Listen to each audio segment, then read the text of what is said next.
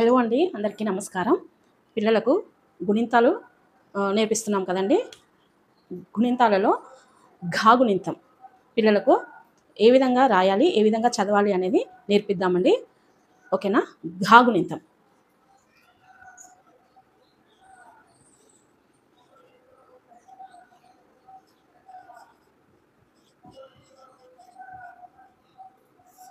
గుణింతం ఘా.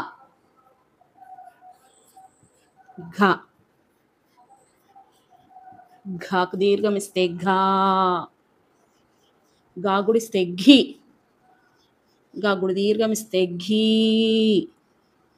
గా కొమ్మిస్తే ఘు, ఘా కొమ్ము దీర్ఘం ఇస్తే ఘూ,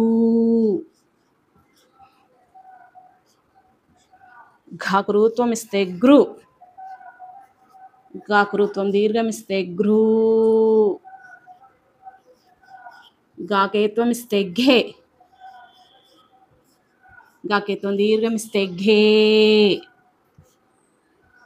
గా కింద ఐత్వం ఇస్తే ఘై, గాకోత్వం ఇస్తే ఘో,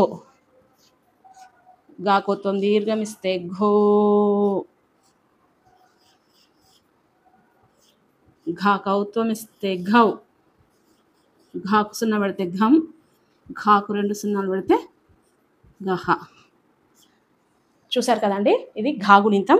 చదవడము చాలా ఇంపార్టెంట్. కరెక్ట్గా చదవడం అంటే ఒత్తి పట్టి పలకాలి. సెకండ్ ఘా కదా, ఘ ఒత్తు ఘ, ఘ, ఘాకు దీర్ఘం ఇస్తే ఘా, గా గుడిస్తే ఘి, గా గుడి దీర్ఘం ఇస్తే ఘీ, ఘా కొమ్మిస్తే ఘు, గా కొమ్ము దీర్ఘం ఇస్తే ఘూ, గాకు రూత్వం ఇస్తే ఘృ, గాకు రూత్వం దీర్ఘం ఇస్తే ఘ్రూ, గాకేత్వం ఇస్తే ఘే, గాకేత్వం దీర్ఘం ఇస్తే ఘే, గా కింద ఐత్వం ఇస్తే ఘై, ఘాకోత్వం ఇస్తే ఘో, గాకోత్వం దీర్ఘం ఇస్తే ఘో, గాకౌత్వం ఇస్తే ఘౌ, ఘాకు సున్నా పెడితే ఘం, గాకు 2 సున్నాలు పెడితే గహ.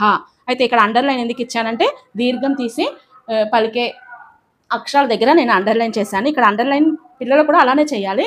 వాళ్ళను కూడా చేయమని చెప్పాలి. వాళ్ళకి అలవాటు అయ్యే వరకు కూడా వాళ్ళను ఈ విధంగానే రాసిన తర్వాత అండర్లైన్ చేయాలి, అక్కడ దీర్ఘం ఇచ్చి చదవాలి అనేది పిల్లలకు చెప్తే మనము అలా చెప్పినప్పుడు పిల్లలు అలానే నేర్చుకుంటారు. వీటితో వచ్చే పదాలు ఏవైతే ఉంటాయో వాళ్ళు కరెక్ట్గా రాయడానికి అవకాశం ఉంటుంది. కాబట్టి పిల్లలకు ఈ విధంగా పిల్లలకు నేర్పించండి. ఒత్తు తీసి అంటే ఒత్తు పట్టి పలికే అక్షరాలని వాళ్ళు కూడా ఒత్తి పట్టి పలకాలి. ఆ గుణింతం కూడా ఒత్తి పట్టి పలుకుతూ చదవాలి. అలా పిల్లలకు నేర్పించండి. ఓకేనా అండి? బాయ్ అండి.